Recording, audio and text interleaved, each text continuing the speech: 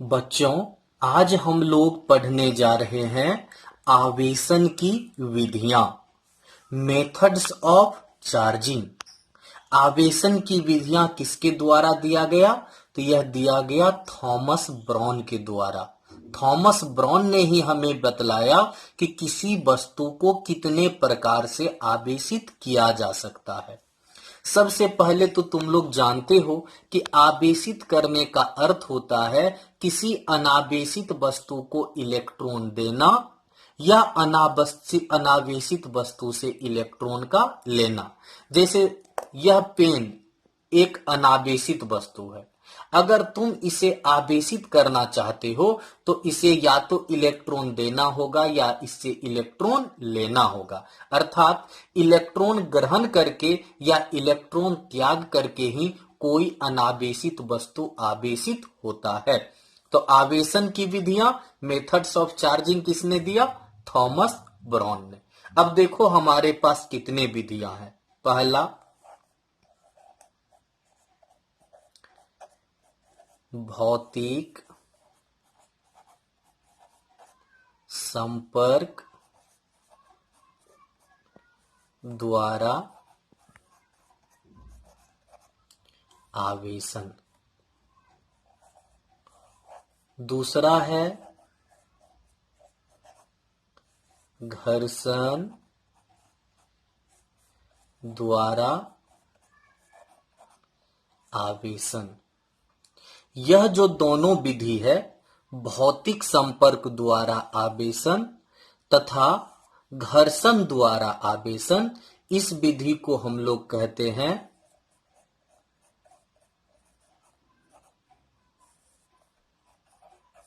आवेशन की प्रत्यक्ष विधि, अर्थात डायरेक्ट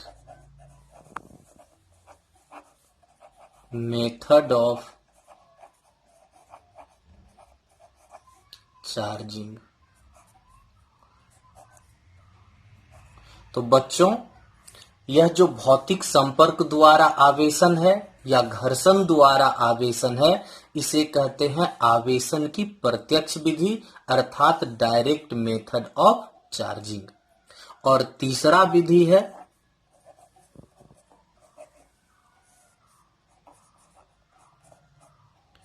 प्रेरण द्वारा आवेशन। यह जो प्रेरण द्वारा आवेशन है, इसे तुम लोग कहते हो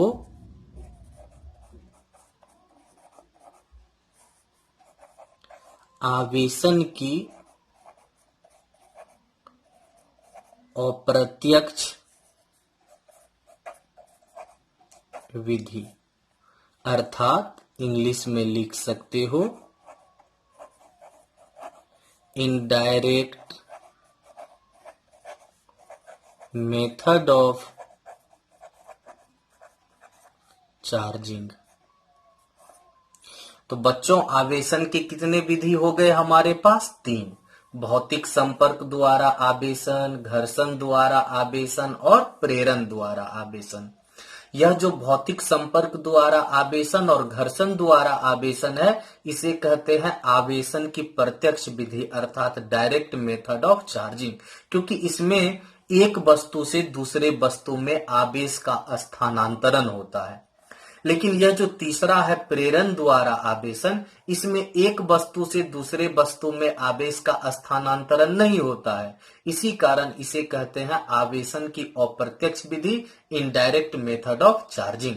अगर तुमसे कोई पूछ दे क्वेश्चन कि अच्छा बतलाइए तो वह कौन सा विधि जो है जो आवेशन की अप्रत्यक्ष विधि कहलाता है, तो कहेंगे प्रेरण द्वारा आवेशन।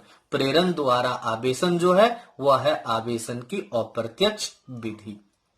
अब चलो एक एक करके पढ़ते हैं हम लोग। पहला कौन सा है? भौतिक संपर्क द्वारा आवेशन।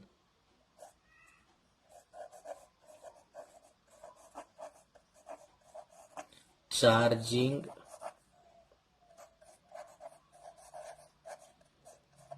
Physical contact. सबसे पहले एक छोटा सा फिगर को देखो तुम लोग, सब कुछ इसी में क्लियर हो जाएगा। यह एक गोला है,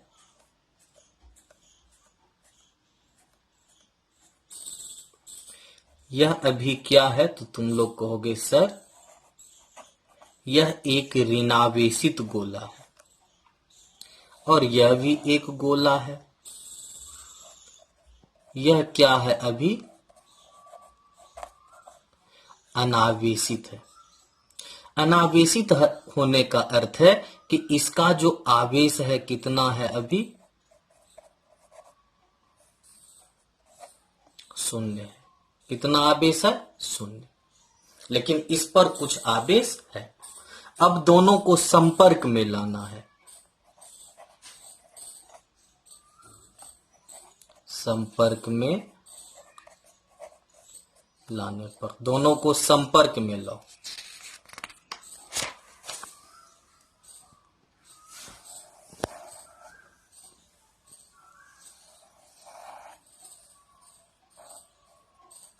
यह दोनों संपर्क में आ चुका है।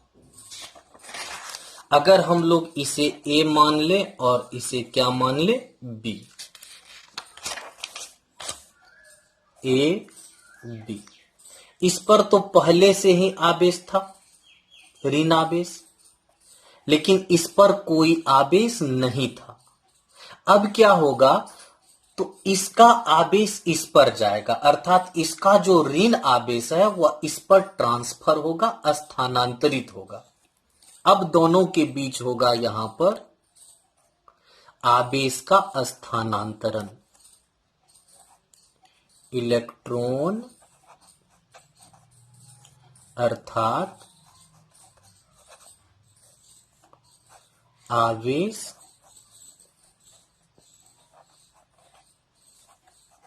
का स्थानांतरण।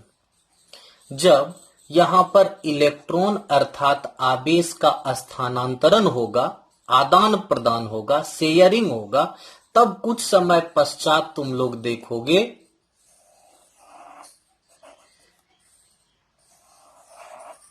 कि ए तो ऋणावेशित था ही था, यह जो बी है यह भी क्या हो गया ऋणावेशित हो गया। मतलब इसका ऋण आवेश इसमें भी स्थानांतरित हो गया, यह भी अब ऋणावेशित हो चुका है। तो यह जो ऋणावेशित हुआ क्यों हुआ, क्योंकि इसका जो ऋण आवेश था उसको इसने ग्रहण किया है। आवेश को ग्रहण करके यह क्या हो गया है ऋणावेशित हो गया है, इलेक्ट्रॉन को ग्रहण करके ऋणावेशित हो गया है। इस प्रकार यह बी पहले तो अनावेशित था लेकिन अब आवेशित हो चुका है। क्यों हो चुका है, क्योंकि इस अनावेशित वस्तु को इस आवेशित वस्तु के संपर्क में लाया गया था। तो हम लोग लिखेंगे जब किसी अनावेशित वस्तु को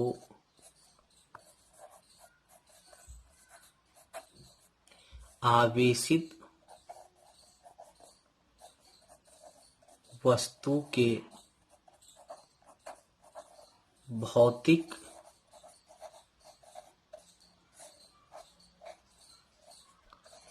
संपर्क में लाया जाता है तब वह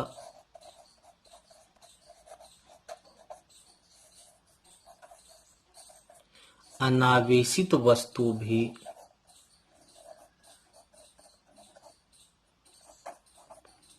आवेशित हो जाता है।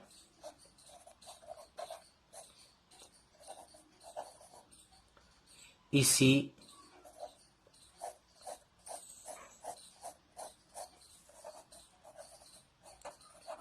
प्रक्रिया को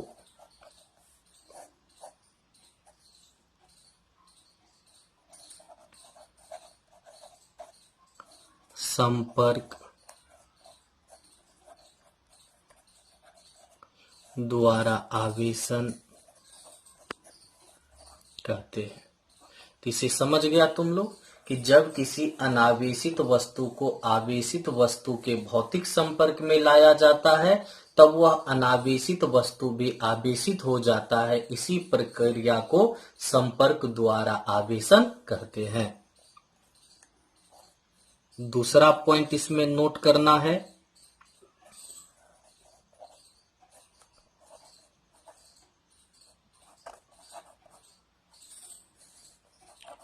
इस प्रक्रिया में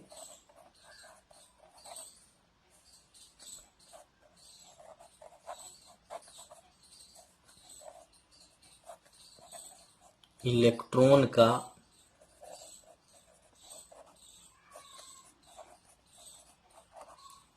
आदान प्रदान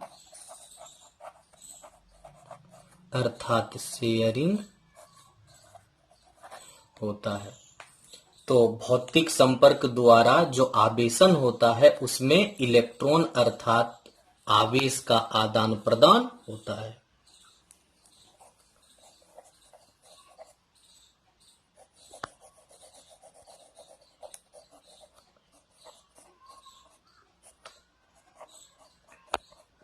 कुल आवेश नियत अर्थात संरक्षित रहता है। तो इसे समझ गए होगे तुम लोग अच्छे से, इसमें कोई दिक्कत नहीं होगी तुम लोगों को कि जब किसी अनावेशित वस्तु को आवेशित वस्तु के भौतिक संपर्क में लाया जाता है तब वह अनावेशित वस्तु भी आवेशित हो जाता है। इसी प्रक्रिया को संपर्क द्वारा आवेशन कहते हैं। इस प्रक्रिया में आवेश अर्थात इलेक्ट्रॉन का आदान प्रदान होता है और कुल आवेश नियत अर्थात संरक्षित रहता है। अब हम लोग चलते हैं दूसरी विधि की ओर।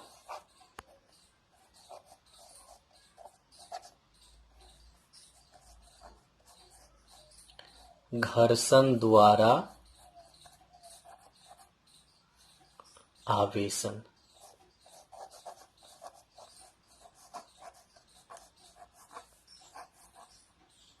Charging by friction.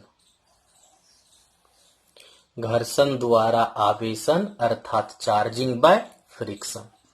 देखो घर्षण द्वारा आवेशन को तुम कैसे समझ सकते हो। दो वस्तु ले लो, एक ए दूसरा बी, और दोनों ही वस्तु अभी क्या है तो कह सकते हो दोनों अनावेशित है। दोनों अनावेशित मतलब अभी कह सकते हो कि कुल आवेश कितना होगा, तो इस पर भी जीरो इस पर भी जीरो, अर्थात अभी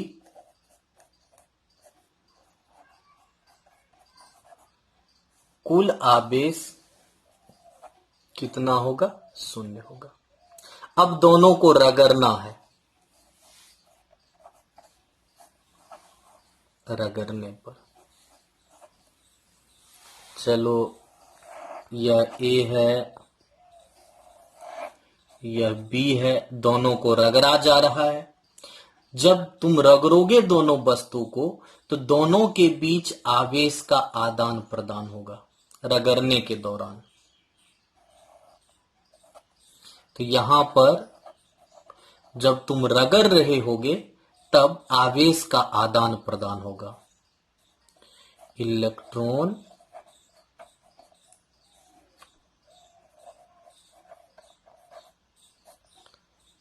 आवेश का क्या होगा,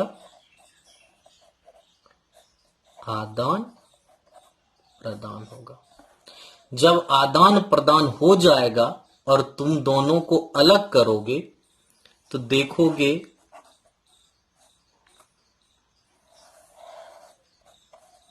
कि एक वस्तु धनावेशित हो गया है और दूसरा वस्तु क्या हो गया है, ऋणावेशित। अगर इस पर आवेश प्लस क्यू हो तो इस पर कितना होगा, माइनस क्यू। अब बतलाओ तो कुल आवेश कितना होगा। तो तुम लोग कहोगे सर पुनः कुल आवेश क्यू बराबर हो जाएगा प्लस क्यू माइनस क्यू बराबर 0। तो यहां पर पहले तो दोनों वस्तु अनावेशित था, लेकिन रगड़ने के पश्चात दोनों क्या हो गया, आवेशित हो गया। किसके पश्चात, रगड़ने के पश्चात दोनों आवेशित हो गया, एक धनावेशित तो दूसरा ऋणावेशित। लेकिन प्रारंभ में भी कुल आवेश 0 था और अब भी कुल आवेश कितना है, 0। मतलब आवेश पहले जितना था उतना ही अब भी है। इसे कैसे लिखेंगे बतलाओ तो। बहुत आसान तरीका है लिखने का।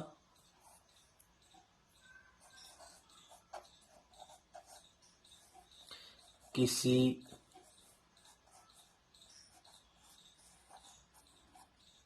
दो वस्तुओं को रगड़ कर आवेशित करने की क्रिया को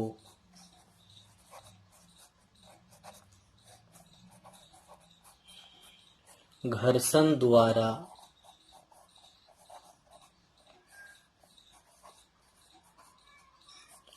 आवेशन कहते हैं। तो किसी दो वस्तुओं को रगड़ कर आवेशित करने की क्रिया को क्या कहते हैं, घर्षण द्वारा आवेशन। आगे बढ़ चलते हैं।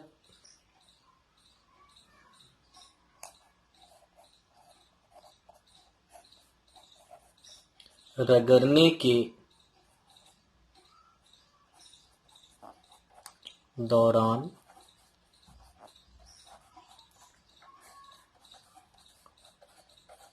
वस्तुओं के बीच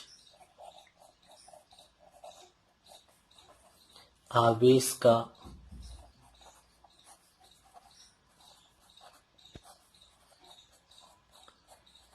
आदान प्रदान होता है। जिस समय दोनों वस्तु को रगड़ रहे होते हो उसके बीच आवेश का क्या होता है, आदान प्रदान होता है। नेक्स्ट,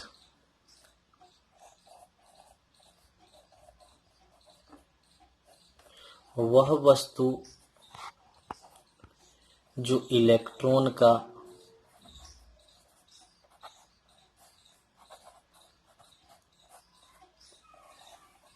ग्रहण करता है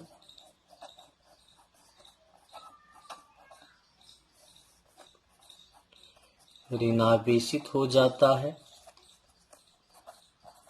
तथा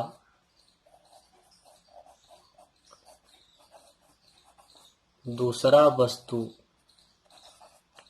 इलेक्ट्रॉन का त्याग कर धनावेशित हो जाता है। इस प्रक्रिया में एक वस्तु इलेक्ट्रॉन ग्रहण करता है तो ग्रहण करके ऋणावेशित हो जाता है, और दूसरा जो इलेक्ट्रॉन का त्याग करता है वह त्याग करके क्या हो जाता है, धनावेशित। दोनों वस्तुओं पर आवेशन के पश्चात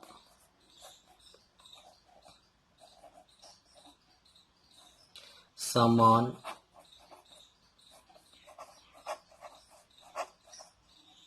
विपरीत आवेश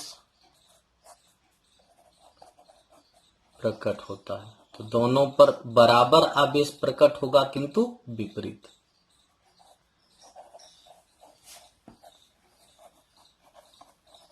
कुल आवेश नियत अर्थात संरक्षित रहता है। तो दूसरा विधि भी तुम लोग समझ गया। अब हम लोग तीसरे विधि की तरफ चलते हैं। किसके तरफ? तीसरे विधि के तरफ।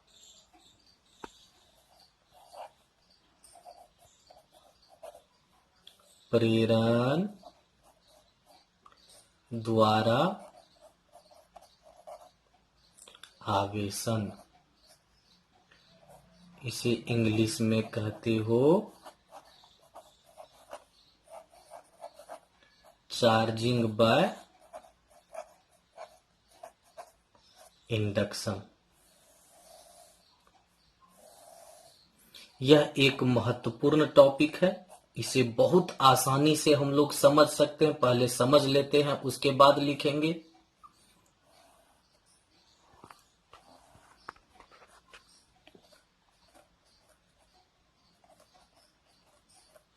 यह है कांच का धनावेशित छड़, कांच का धनावेशित छड़। और यह है एक चालक। इसे एक स्टैंड पर रख देते हैं। यह है औचालक स्टैंड। औचालक स्टैंड किसका हो सकता है? रबर का हो सकता है, प्लास्टिक का हो सकता है। और यह जो चालक है, अभी तुम लोग अच्छे से देख रहे होगे कि यह है अनावेशित। यह कांच का धनावेशित छड़ है, यह अनावेशित गोला है। इसे औचालक स्टैंड पर रखा गया है। इसलिए रखा गया है, अगर औचालक के बदले चालक स्टैंड पर रखोगे तब इस पर जो आवेश आएगा वह आवेश पृथ्वी में चला जाएगा। इसीलिए इसे औचालक स्टैंड पर रखना जरूरी है। अब दोनों को निकट लाते हैं, समीप लाते हैं। समीप लाने पर, तो चलो इसे समीप लाया जाए। संपर्क में नहीं लाना है, केवल समीप लाना है।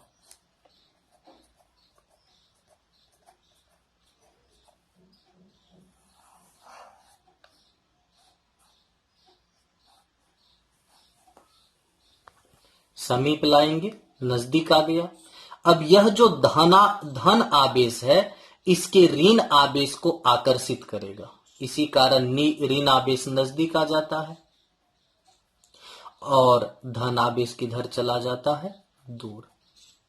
तो यह जो आवेश है, तुम लोग जानते हो कि यह धन आवेश है, तो यह धन आवेश को विकर्षित करेगा, तो विकर्षित करेगा। इसी कारण चालक का जो धन आवेश है यह दूर चला गया है, दूर पृष्ठ पर। और धन आवेश किसे आकर्षित करेगा? ऋण आवेश को। तो इस चालक का जो ऋण आवेश है वह इसके नजदीक आ गया है, नजदीक के पृष्ठ पर। ठीक। अब इसका अर्थिंग करना है, पृथ्वी से कण संपर्क करना है। अब अर्थिंग में क्या करेंगे? तो सब कुछ तो सेम रहेगा।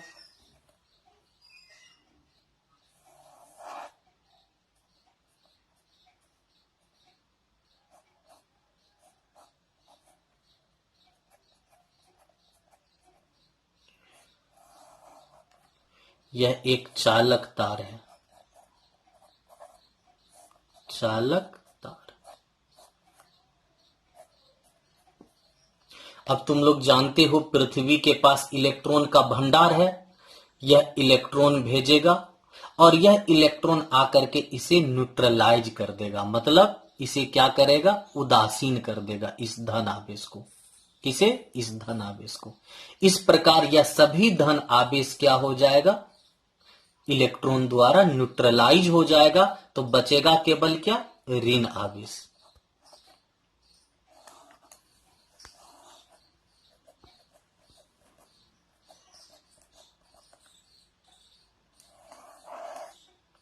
अब इस पर केवल क्या बच गया है? ऋण आवेश बच चुका है। अब दोनों को अलग कर दो, अलग करने पर। चलो अलग करते हैं दोनों को।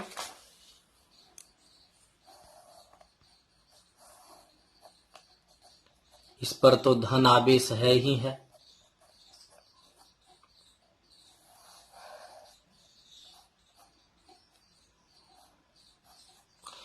और इस पर जो इलेक्ट्रॉन था, ऋण आवेश था, वह एक समान रूप से पृष्ठ पर फैल जाएगा। अब यह बतलाओ क्या हो गया? यह हो गया ऋणावेशित। इस पर जो आवेश प्रकट हुआ है, देखो कौन सा आवेश है? ऋण आवेश है। इस आवेश को तुम लोग कहते हो प्रेरित आवेश। क्या कहते हो? प्रेरित आवेश। इस ऋण आवेश को प्रेरित आवेश कहोगे। यह जो प्रेरित आवेश होता है हमेशा इस आवेश का विपरीत होता है। अगर यहां ऋण होता तो यहां क्या होता? धन आवेश होता। अब बतलाओ, यहां पर जो हमने इस अनावेशित चालक को आवेशित किया है, कहीं पर दोनों के बीच संपर्क हुआ है? भौतिक संपर्क हुआ है? नहीं हुआ है ना। तो बगैर भौतिक संपर्क के जब तुम किसी चालक को आवेशित करते हो तब उसे ही कहा जाता है प्रेरण द्वारा आवेशन। क्या कहा जाता है? प्रेरण द्वारा आवेशन। चलो अब इसे लिखते हैं।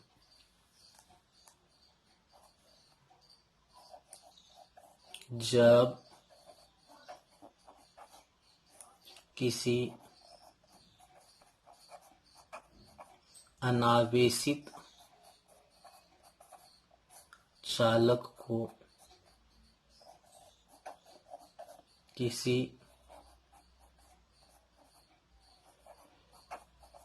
आवेशित वस्तु के समीप लाया जाता है तब वह अनावेशित चालक आवेशित हो जाता है। इसी घटना को प्रेरण द्वारा आवेशन कहते हैं। तो जब किसी अनावेशित चालक को किसी आवेशित वस्तु के समीप लाया जाता है तब वह अनावेशित चालक आवेशित हो जाता है। इसी घटना को प्रेरण द्वारा आवेशन कहते हैं।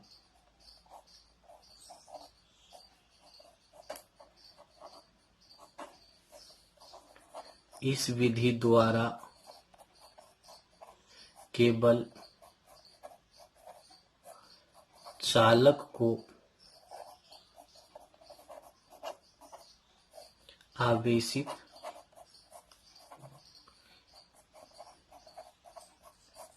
किया जा सकता है।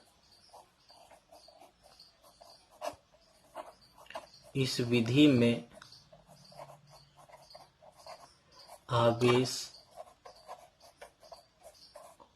अर्थात इलेक्ट्रॉन का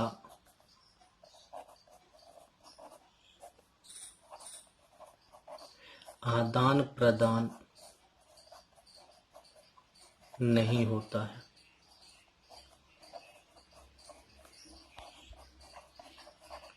कुल आवेश नियत अर्थात संरक्षित रहता है।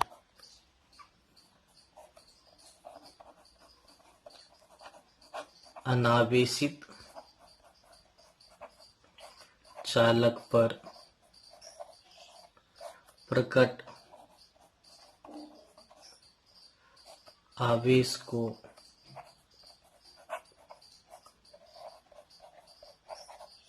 प्रेरित आवेश अर्थात इंड्यूस्ड चार्ज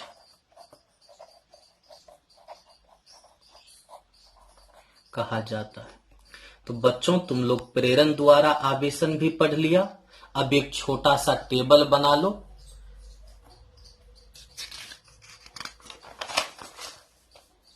घर्षण द्वारा आवेशन का, किसका? घर्षण द्वारा आवेशन का।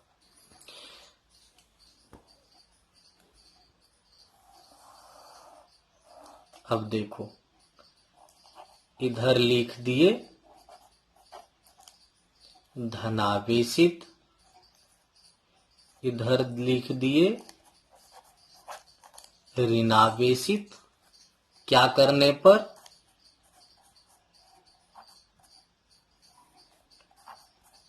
तो रगड़ने पर। अगर दो वस्तु को रगड़ेंगे तो एक धनावेशित होगा, एक ऋणावेशित होगा। ठीक, तो कौन धनावेशित होगा और कौन ऋणावेशित होगा यह देख लो। पहला नंबर, कांच, रेशम। कांच और रेशम को रगड़ोगे तो कांच धनावेशित होगा और रेशम क्या होगा? ऋणावेशित, रगड़ने पर, घर्षण होने पर। दूसरा देख लो,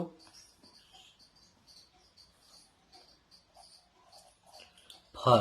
तुम लोग जानते हो कि जानवरों और पेड़ों के छाल को कहा जाता है फर। क्या कहा जाता है? फर। तो फर को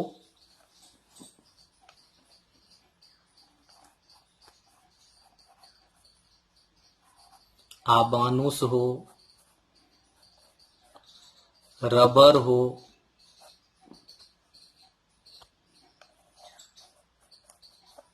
अंबर हो, तो आबानुस हो, रबर हो या अंबर हो, अगर इसे तुम लोग फर से रगड़ोगे तो फर धनावेशित होगा और यह क्या हो जाएगा? ऋणावेशित। तीसरा देखो,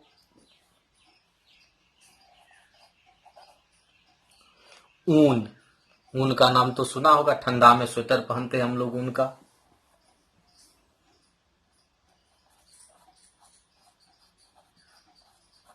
टेफलॉन एक प्रकार का प्लास्टिक है। तो ऊन को टेफलॉन से रगड़ोगे तो ऊन धनावेशित और टेफलॉन क्या होगा? ऋणावेशित होगा।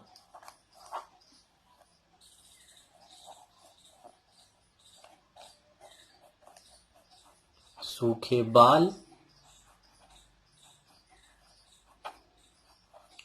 प्लास्टिक का कंघा।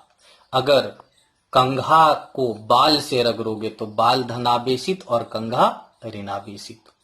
तो आज बच्चों हम लोग यहीं तक रहने देते हैं। हमें आशा है तुम लोग आवेशन की विधियां ठीक से समझ गए होगे और अगर एग्जाम में क्वेश्चन आया तो अच्छे से लिख भी पाओगे।